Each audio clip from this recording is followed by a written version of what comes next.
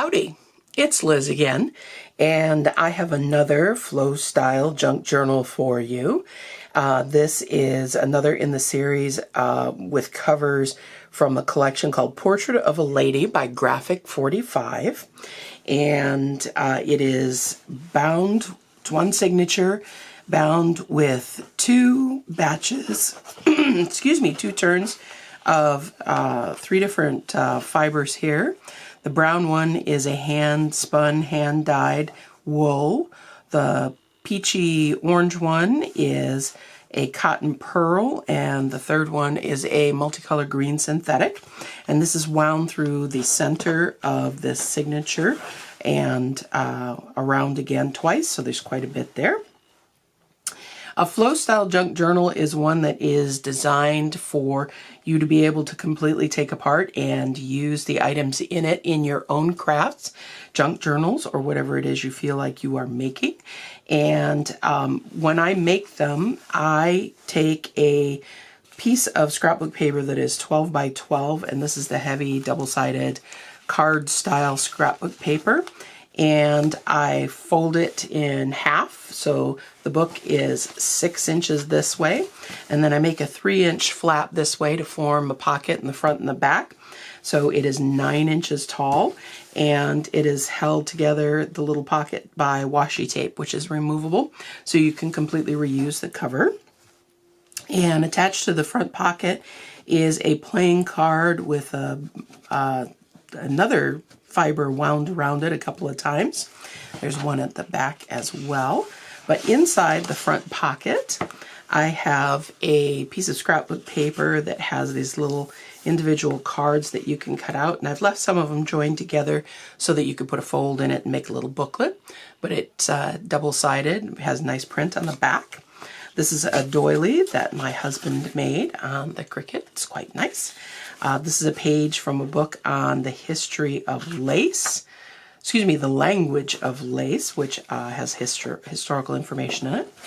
This is a vintage children's book, which I have had to cut the page apart because I know from past experience it does not fold well. So you get two pieces of the one large page.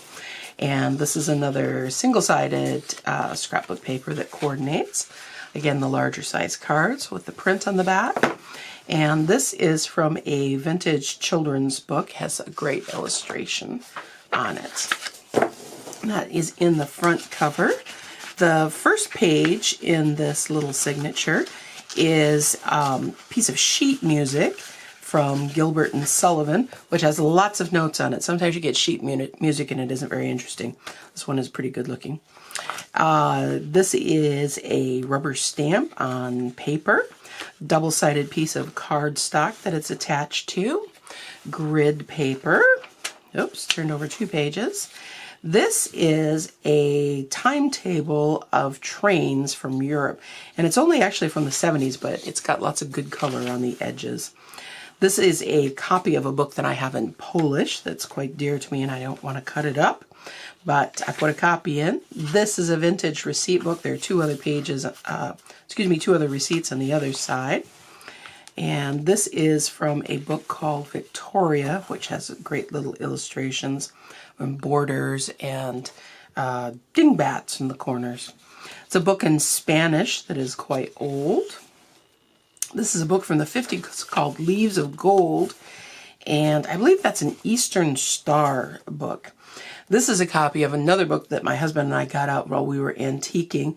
It's a ledger from a clothing store, and it starts in 1915, and all of these orders are for suits and pants and coats separately. This is a book page in French that I put a doily on and used my alcohol sprays on in a sort of pale pink, and hymnal music. Another stamp, and this is a coordinating piece of the Portrait of a Lady paper. They're all double-sided. They tend to have a tone-on-tone print on the back. Some of them have a more contrasting print on the front. Again, double-sided scrapbook page. This is a page from a reproduction Sears catalog I think the original is from 1904, but this is a reproduction. It got a lot of color though, so it looks probably very similar to what the antique one itself would look like. This is a book on birds. This is a book, I believe, from the 20s, and there are 2 pages in here. This is a book from a tire store, and this is a book from the 1800s called St. Elmo.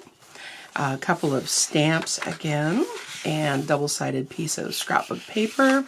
Also a larger double-sided scrapbook piece. And there's an envelope in the center with a bunch of doodads in it. See if I can get them all out. Yes.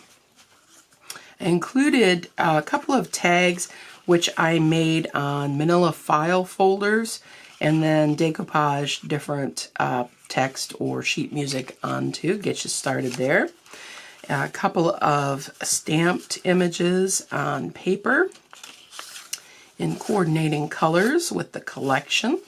The collection is mostly peach, brown, and green.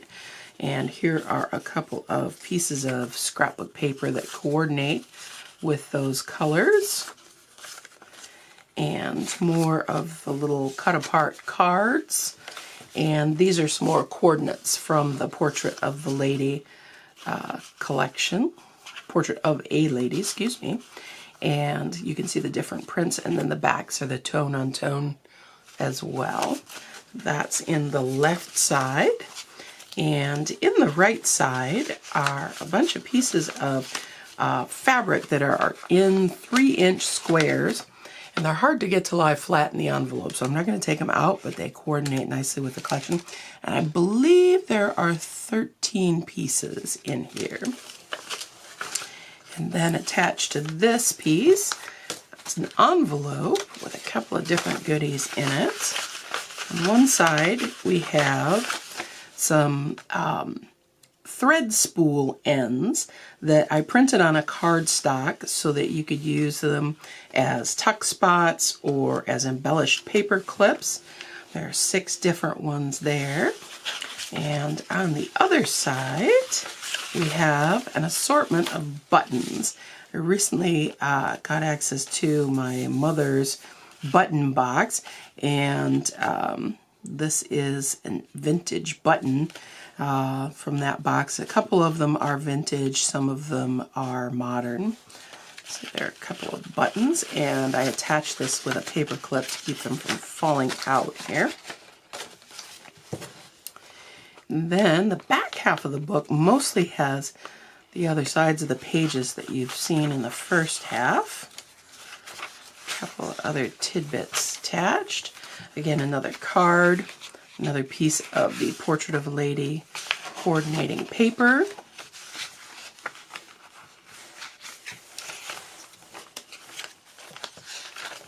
Again, the other side's wonderful text on this old ledger paper.